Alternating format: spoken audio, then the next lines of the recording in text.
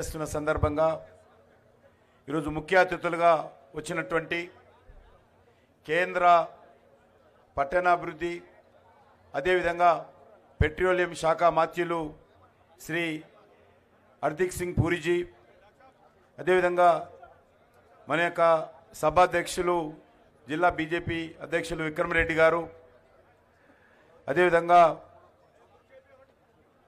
మాజీ శాసనమండలి సభ్యులు రామచందర్ గారు, మాజీ శాసనసభ్యులు ప్రభాకర్ గారు, మన యొక్క జిల్లా కన్వీనరు అర్బన్ జిల్లా మల్లారెడ్డి గారు, అదేవిధంగా మన యొక్క మరొక జిల్లా అధ్యక్షులు రంగారెడ్డి గారు, మాజీ శాసన సభ్యురాలు శ్రీమతి శోభ గారు, అదేవిధంగా వేదిక మీద ఉన్నటువంటి పార్టీకి సంబంధించినటువంటి ఇతర పెద్దలు, పెద్ద ఎత్తున నామినేషన్ కార్యక్రమంలో పాల్గొనడం కోసం వచ్చినటువంటి మిత్రులందరికీ పేరు పేరున నమస్కారాలు.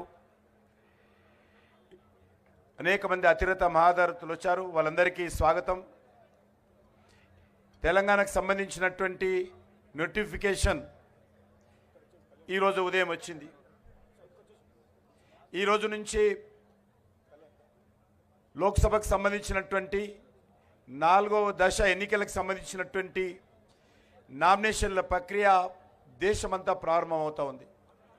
మన తెలంగాణ ఆంధ్రప్రదేశ్ రాష్ట్రంలో కూడా ఈ రోజు నుంచి నామినేషన్ల ప్రక్రియ ప్రారంభమైంది. మరి ఈరోజు మొదటి రోజే మల్కాజ్గిరి నుంచి మన యొక్క ఈటెల రాజేందర్ గారు నామినేషన్ వేస్తూ ఉన్నారు.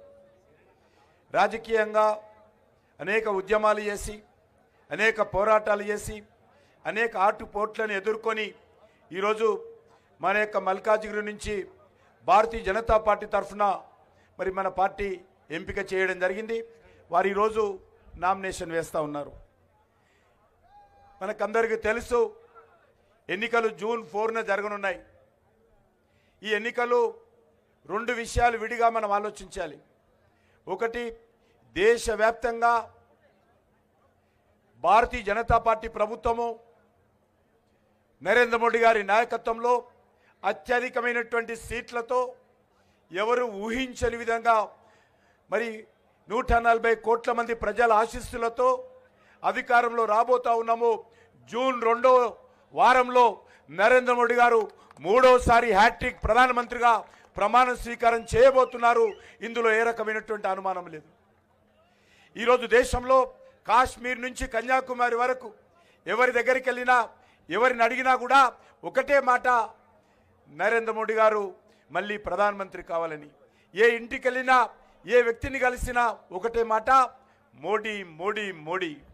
మరి కారణము, గత 9.5 సంవత్సరాలుగా ఒక నీతివంతమైనటువంటి ప్రభుత్వము, ఒక సమర్థవంతమైనటువంటి ప్రభుత్వము, అభివృద్ధి చేసినటువంటి ప్రభుత్వము, సంక్షేమ కార్యక్రమం అమలు చేసినటువంటి ప్రభుత్వము, దేశంలో అనేక విప్లవాత్మకమైనటువంటి మరి నిర్ణయాలు తీసుకున్నటువంటి ప్రభుత్వము, ధైర్యం కలిగినటువంటి ప్రభుత్వము, సత్తా కలిగినటువంటి నాయకత్వము ఈరోజు దేశంలో ఉన్నది.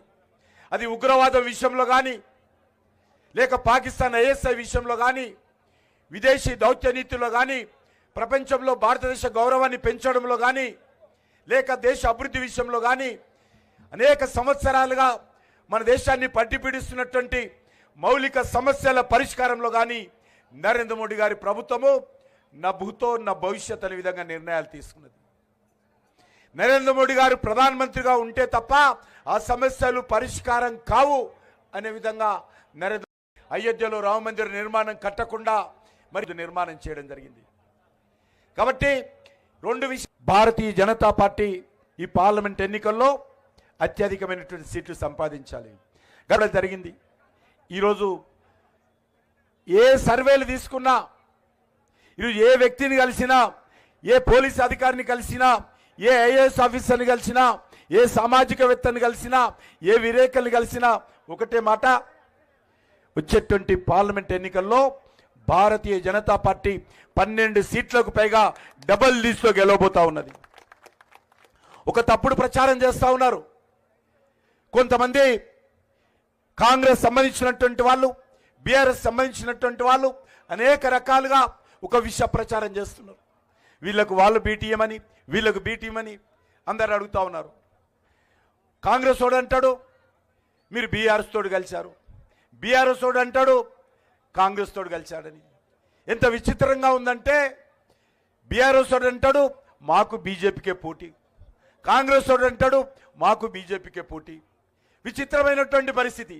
ఎవరు మాట్లాడినా కూడా భారతీయ జనతా పార్టీ పోటీలో లేదు, భారతీయ జనతా పార్టీ గెలవదని ఏ పార్టీ అన్నారు.